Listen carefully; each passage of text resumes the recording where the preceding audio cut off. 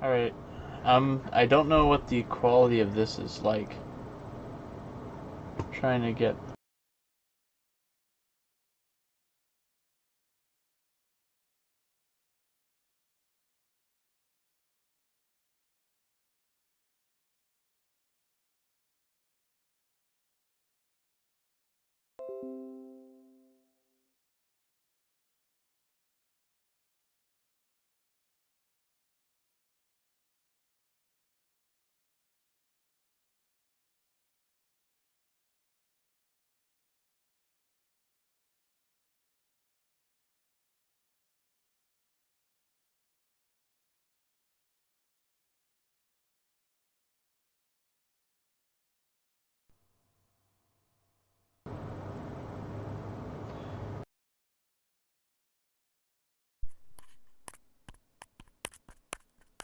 Hello? Yo. Alright. Um, okay. I apologize for just making it red line there, but I was just trying to get this mic hooked up. It was one thing I forgot to do before I went live. I am not using my blue snowball because it is over there. Because I was gonna go and do a Sly Cooper stream at some point, and I was setting up my PS3s because this is a critique in and of itself. But there's this thing that Sony's been doing where they seem to want you to have to activate all of your consoles or something. You don't activate per se, because there's a process to activate them in the actual system settings for video or for games. Because apparently, as far as I've read, you can only have certain consoles or a certain number of consoles running things at a time. That I don't really understand as much. I don't know if it's a per account basis. There's no it's not like, it doesn't really matter for PS3s when it comes to primary console, because that doesn't exist for PS3s. But it just feels like a bit too much security. It's like so much security that it's kind of annoying. Like I had to go and figure out, and then I remembered where to go to if you haven't logged into your PS3 in a long time, or if you log out and want to log back in, you're probably gonna have to go to your account, go to privacy, and then generate a password key or something, which is like a randomly generated key that you have to use instead of your password to log into your PS3.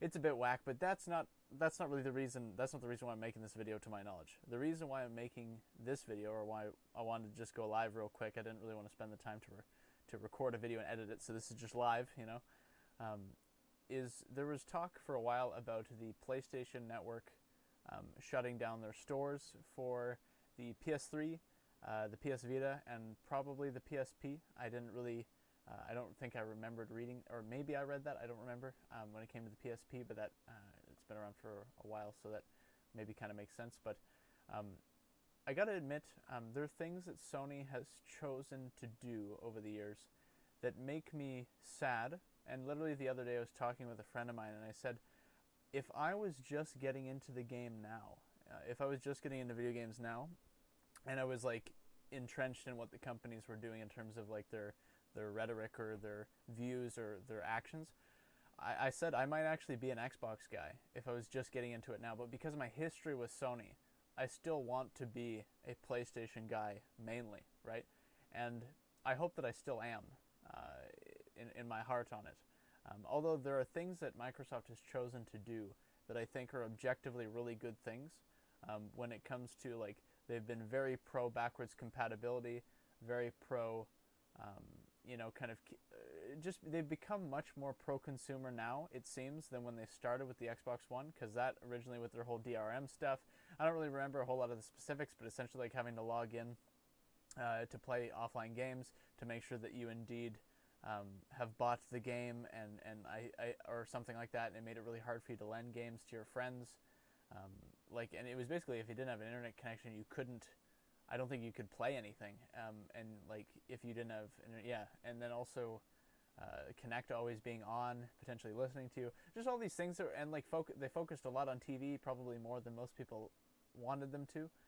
It just, you could it's been a while since I watched the 2013 or whatever year it was E3 where they unveiled the consoles for that generation, but you could say it's reasonable to say that they didn't prioritize the games for a games console, right? Um, but they made some improvements, and I was watching a Clean Prince Gaming video a while ago, and again more recently, where he talked about, or I think again more recently, essentially he talked about how Microsoft was doing a lot of things that were really moving them in the right direction to be a formidable competitor again in the games space. And with how like Game Pass is a great example of the amount of value you're getting, where you could literally just buy like, even still, you could buy like an old Xbox One reused, just like the original, and then get Game Pass on there and get all your stuff on there, or get on PC and all these other things, and play all these games for a flat rate fee, and download them to your console. You don't have to stream them, regardless, or I don't believe you have to stream any of the games. I think you can just download them. You might actually only be able to download some of the games. I'm not sure, but anyway, that's not really my point to get into the specifics of it. But essentially, the concepts of, they have done a lot of things that are very pro-consumer and more pro-consumer than where they were before.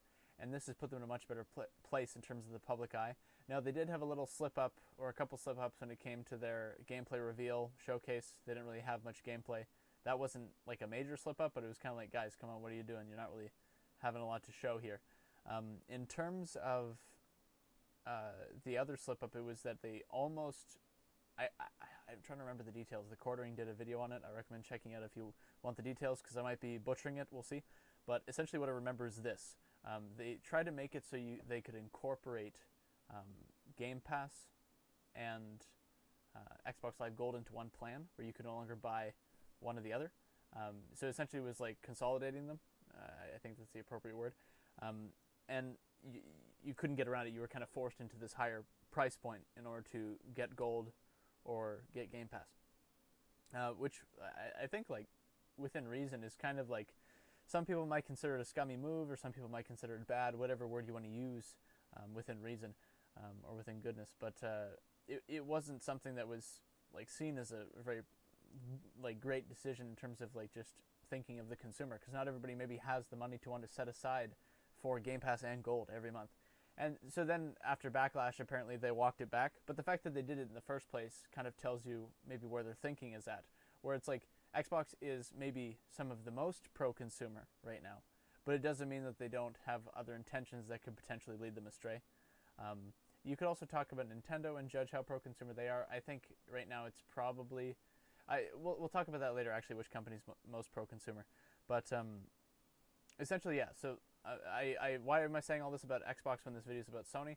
It's because these are things that Xbox is doing that make me happy, in terms of like paying homage or whatever to the older generations, and respecting the fact that a lot of gamers like the nostalgia of the old consoles, of the old games. The fact that you can download backwards compatible games, and you could buy several of them from the Xbox One store. And I'm guessing Series X as well, like stuff from the original Xbox, from the 360.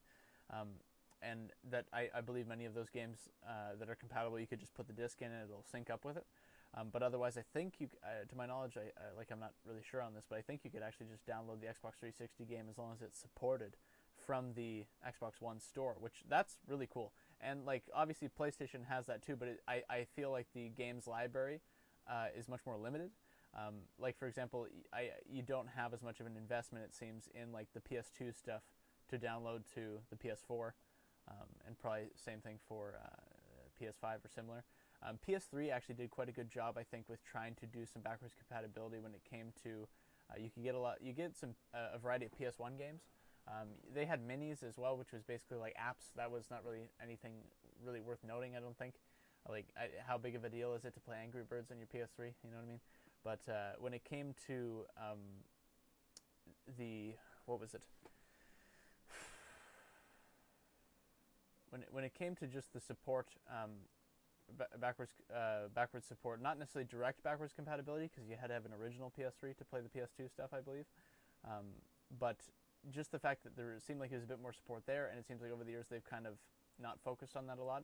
And so then naturally, when over the years, it seems like Sony has maybe you could like I'll use the term fat cat syndrome, where Sony kind of in a way was under the boot of Microsoft for the PS3 generation. PS3 was considered probably I don't know about the lesser console, but I think when people thought of gaming and game consoles, people thought Xbox, right?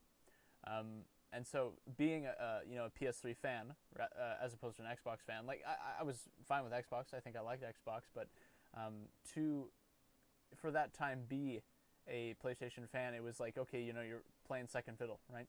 Then PS4 came around, and PS4's quality and their prioritization of like making it as simple as ever to share games with your friends. Just pass the game to your friend, they're good to go.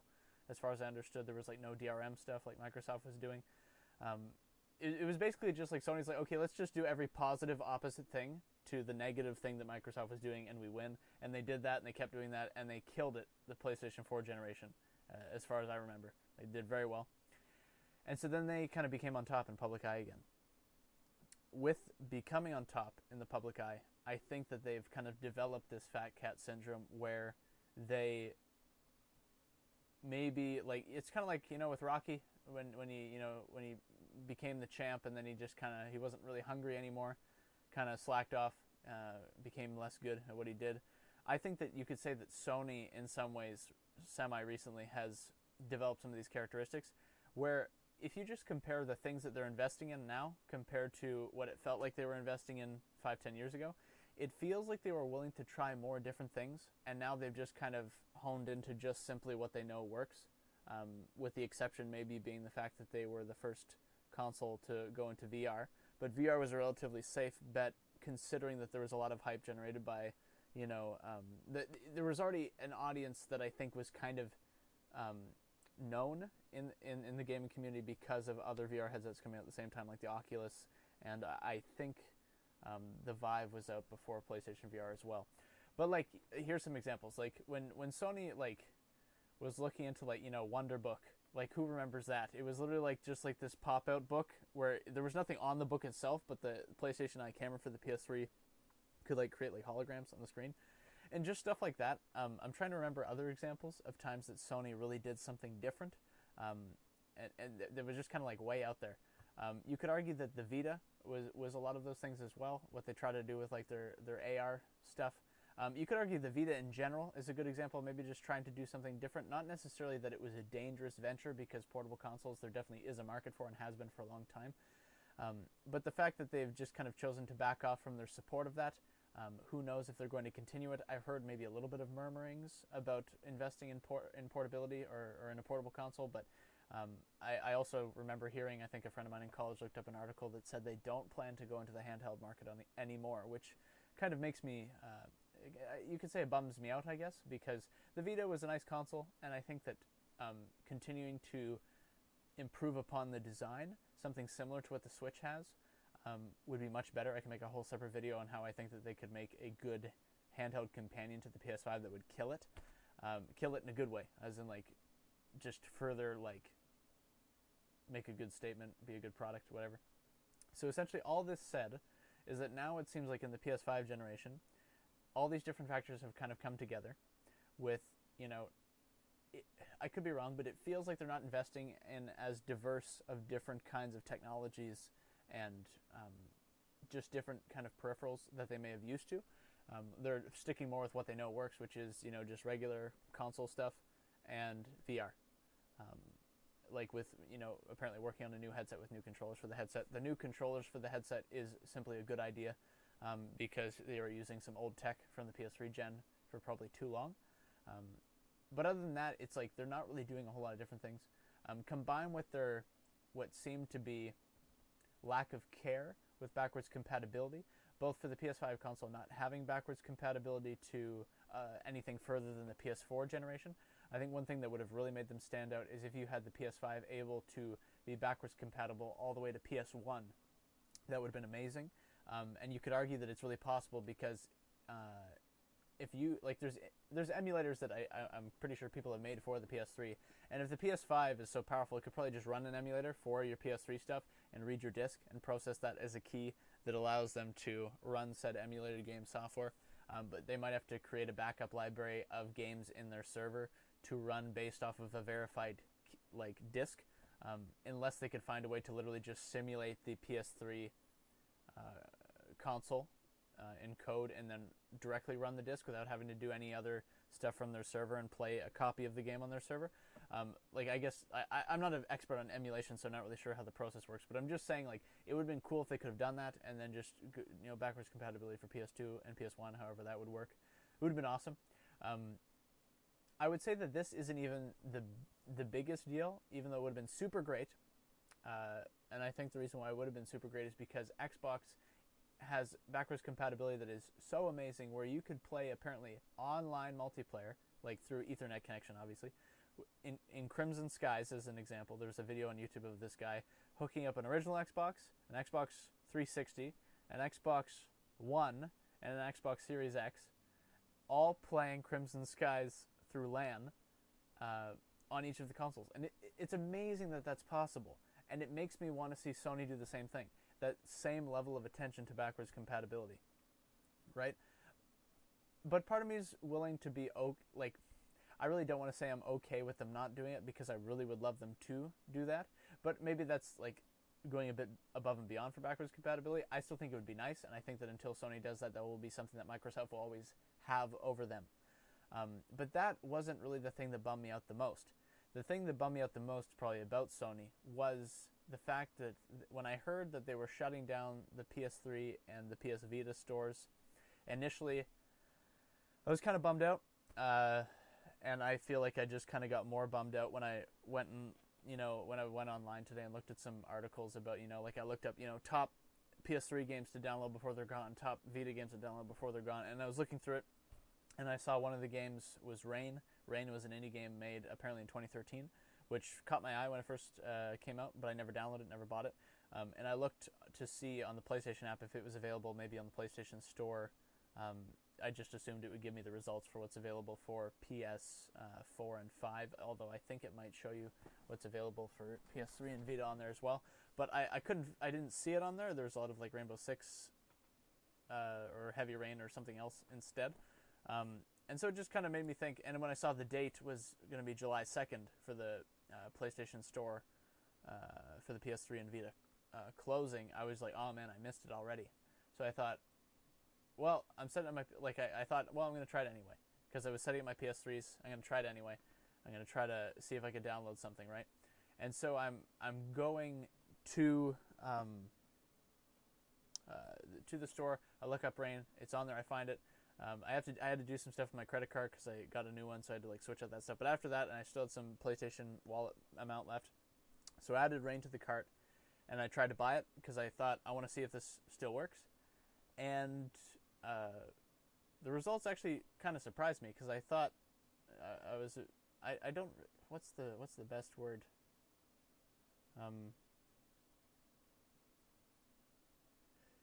It worked. And part of me thought, like, did I crack the system here? Like, did I somehow like sneak under, because if the store was shut down, not to the, like they were saying they were still going to allow the store to be open to download stuff you'd already bought, but apparently they were making it seem like you couldn't buy new stuff.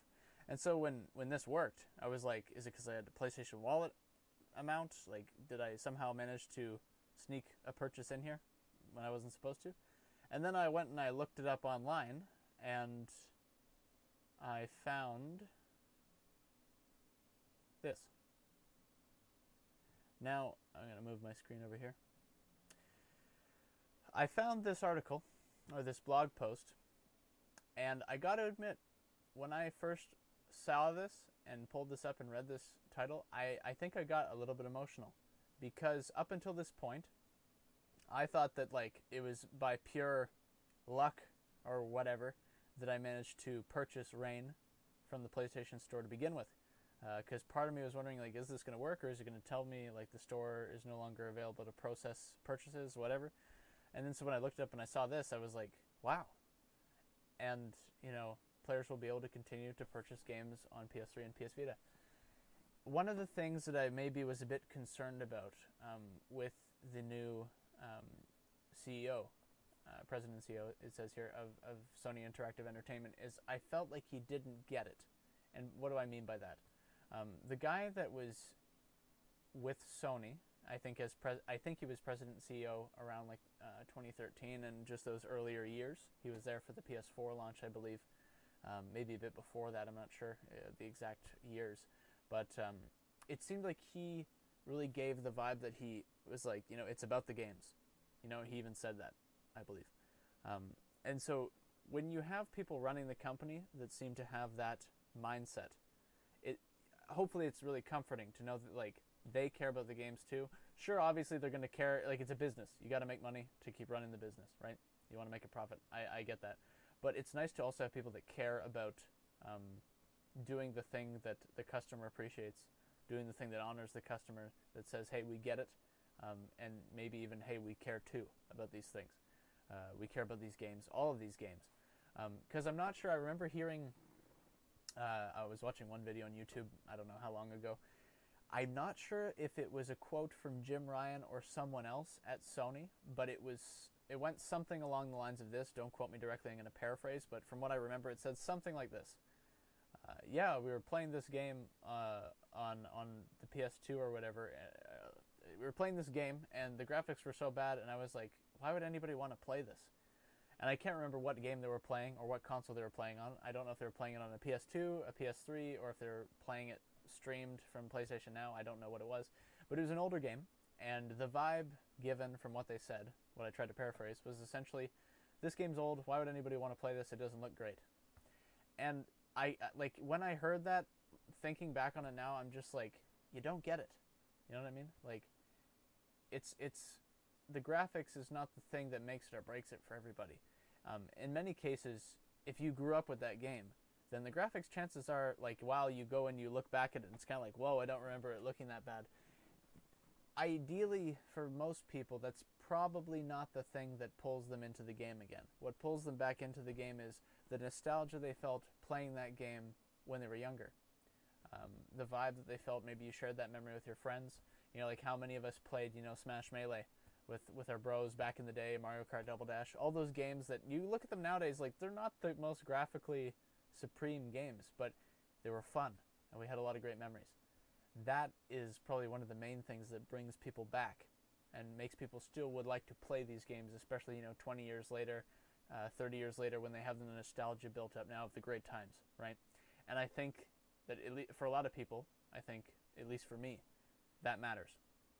And I think it hopefully speaks volumes when it matters to a company as well.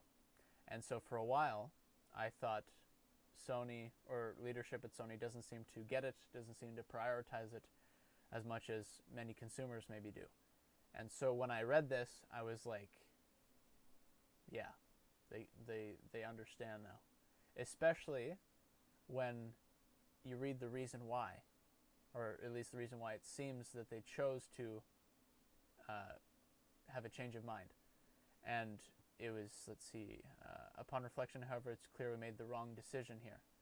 So today I'm happy to say that we will be keeping the PlayStation Store operational for PS3 and PS Vita systems, or devices, I mean. Or I should have said, PSP commerce functionality will retire on July 2nd, 2021 as planned. I understand why people might still be bummed out about this, but I immediately thought of the loophole, which is you could download PSP games to the PS3 and then transfer them to your PSP. So you can still get the PSP stuff that you haven't bought, to your PSP, as far as I understand. I could be wrong, but I'm pretty sure that would work. So if I'm correct, then that's a good save there. But I'll continue reading. When we initially came to the decision to end purchasing support for PS3 and PS Vita, it was borne out of a number of factors, including commerce support challenges for older devices and the ability for us to focus more on our resources, more of our resources on newer devices where a majority of our gamers are playing on. I can understand this point. I don't actually know behind the scenes how much is required to do upkeep on the stores.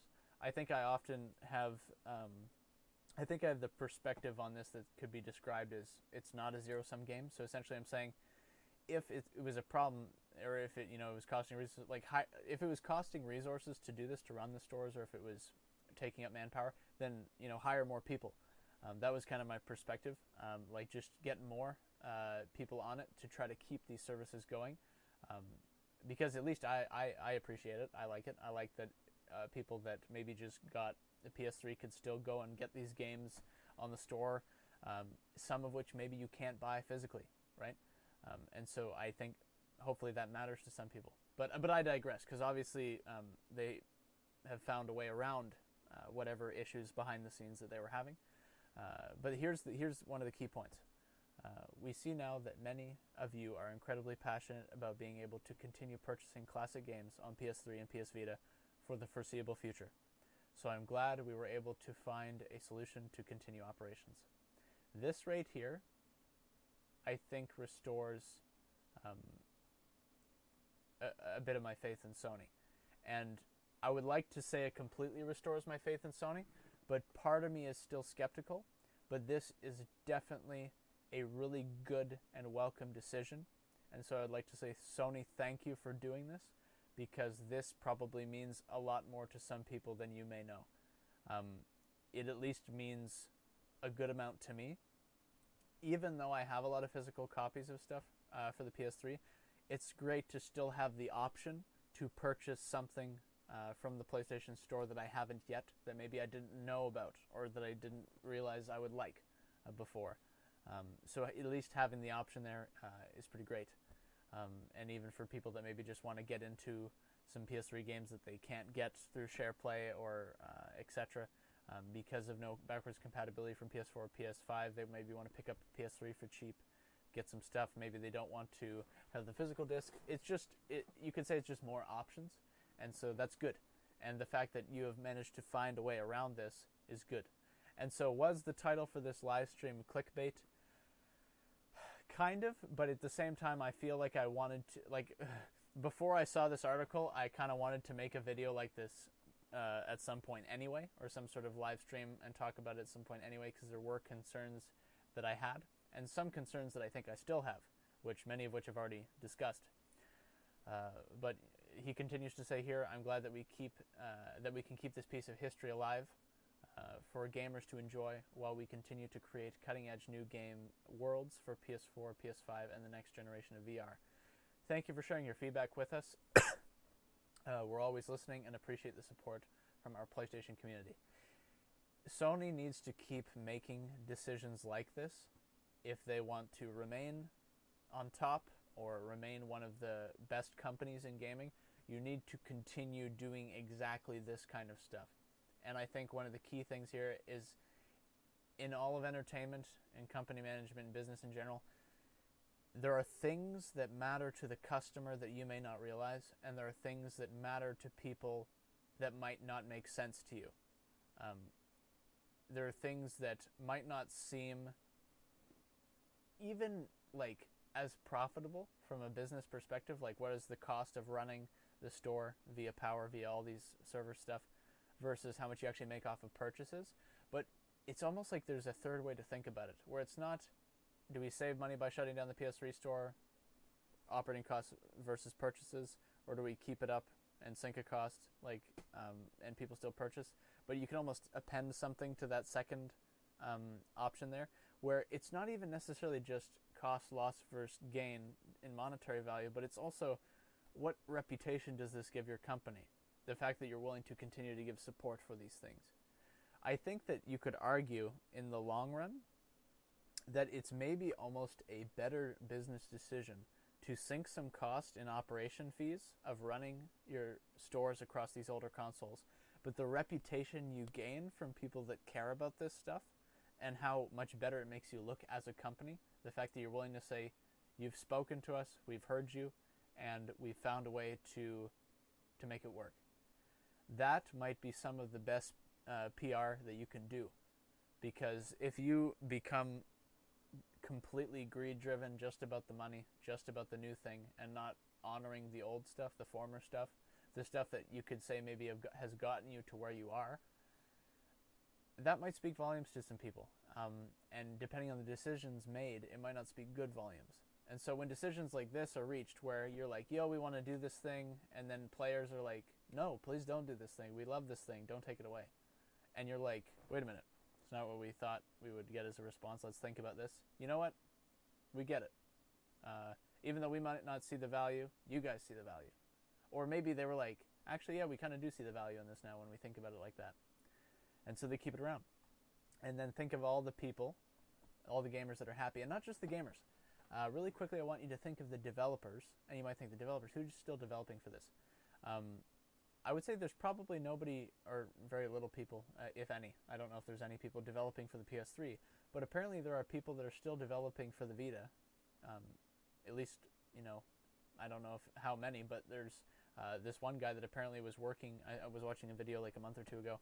There's this one guy that was working on a Vita game, and he is not a programmer. He is mainly an artist, I think. So he's still trying to learn how to get it all the stuff working and get the game out. And when he heard about the store closure, he was like, I'm not done, so I'm trying to rush this. I'm I think he may have said he's working steady to get it out there. And it's now it's okay, you can breathe a sigh of relief and sleep for a week, because as far as we could tell, this is gonna continue to operate. And so that's good for those developers that still want to get stuff out on the Vita. And I think the Vita is a console that already probably didn't get enough love compared to what the PS3 got in terms of support and the other consoles. And so it'd be nice to be able to see a space where people that want to still develop for it can. And honestly, I think that getting into maybe some of the stuff I wanted to put off till that I was talking about earlier that I said I'd talk about later in this video is in terms of investment. I think Sony still should invest in the handheld market. I think it'd be nice if they did. I think that you can really make a good companion handheld that if you could figure out a way to work, whether it's tough to say because the ultimate kind of thing that would be pretty cool is if you could figure out a way to stream stuff from your PS5 to the handheld via Wi-Fi and play your PS5 games off your PS5 on the go while you're in the house, whatever, on your handheld while you're on the go. When you're on the go, maybe you stream the PS5 games from the Sony servers. Maybe it would probably be a bit much to try to stream from your console to towers to your console, to your PS5 console and back. That might be a lot. I'm not sure. Internet connection dependent, and but yeah, I think that there are things that Sony has kind of given up on that it would be nice to see them invest more into. This is more, like I said, probably topics for a different video. But just to kind of end it off here, with Sony making decisions like this is a really good thing, and they need to keep doing stuff like this if they want to keep good public reputation, if they want to continue to be seen as pro-consumer and making the decisions that might not be the most profitable but are the most appreciated. Within reason, I'm not saying sink the company over a few people's complaints, but I'm saying if you can find a way to still support these older things that people love, then please continue to do so. Because like I said, it probably means a lot to some people. I think it means something to me. It means something to me even regardless of whether I want to buy a bunch of games from the PS3 and Vita, but just the fact that the option's still there and the fact that you're willing to listen to the consumer's concerns is a really good thing. So yeah, I'm just kind of repeating over the same stuff right now.